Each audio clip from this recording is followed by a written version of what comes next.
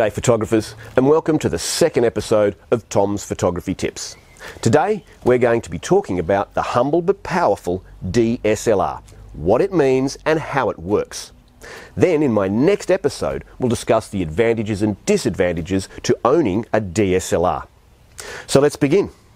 What does DSLR stand for? It stands for Digital Single Lens Reflex.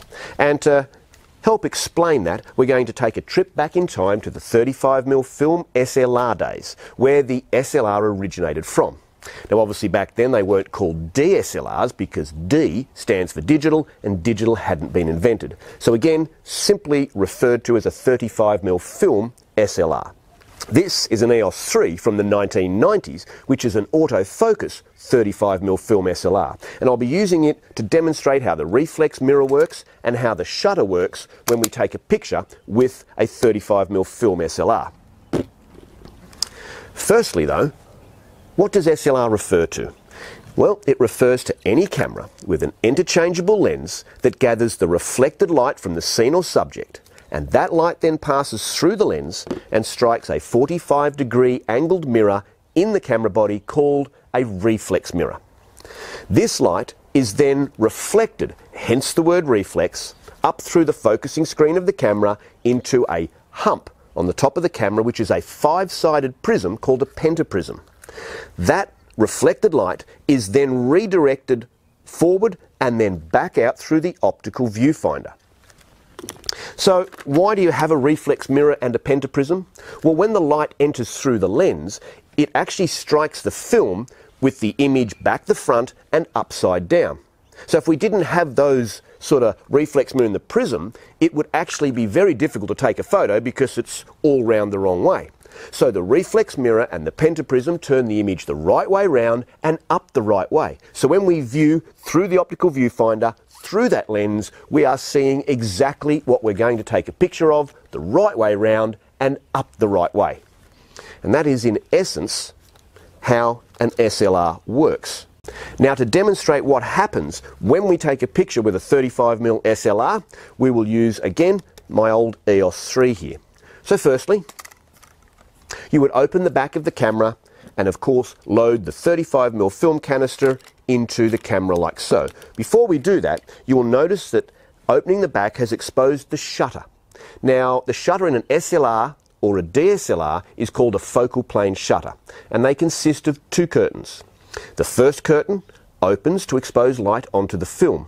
The second curtain then closes and finishes the exposure.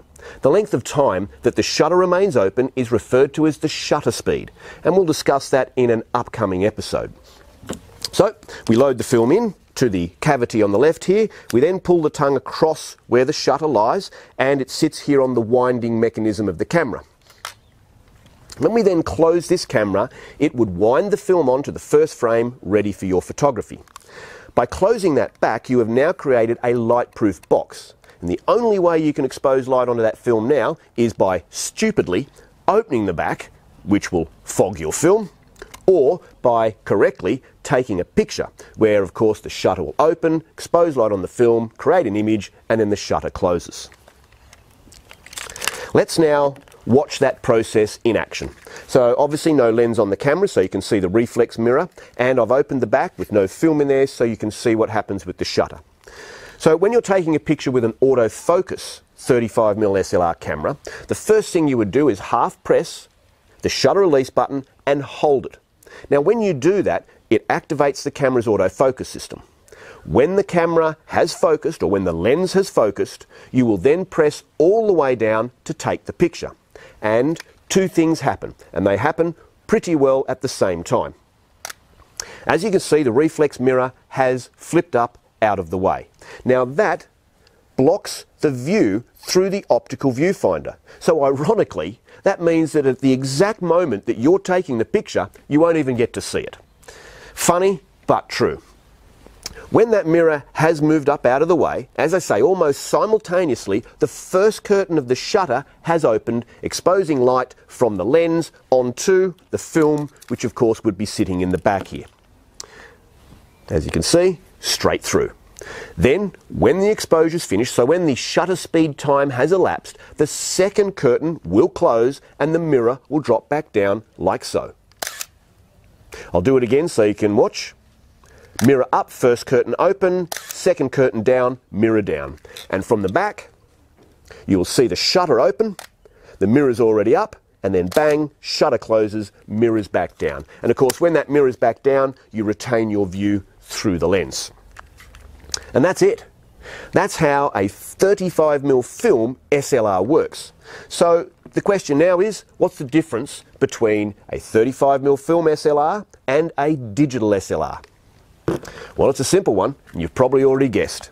The film has now been replaced with a digital sensor. So that digital sensor sits where the film used to sit across the shutter of the 35mm film SLR. Now, that digital sensor is also light sensitive, so all that light that is being gathered by the lens, when that shutter opens, that digital sensor gathers that light and then converts that analog signal into a digital signal, all with some wizardry that happens in computer processing power in the camera. It then sends that image to the LCD at the back of your camera. So basically, take the picture and immediately look at it. That's great, because if you stuff up, and we all do, that means you can retake the picture, and it hasn't cost you any money. With film cameras, we used to have to load the film in, take all our pictures, send it off to a lab to get developed, get them all back, and then realise that we've stuffed up half the shots and we've paid for them.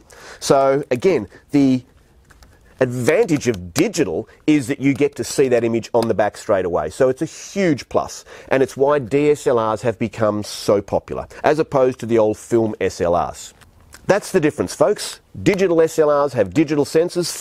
35mm film SLRs use film. Otherwise, the SLR is the same type of camera. In our next episode, we're going to talk about the advantages and disadvantages of purchasing a DSLR. That's, of course, if you don't already own one. Until then, thank you for watching, and remember, compose, expose, focus, and shoot.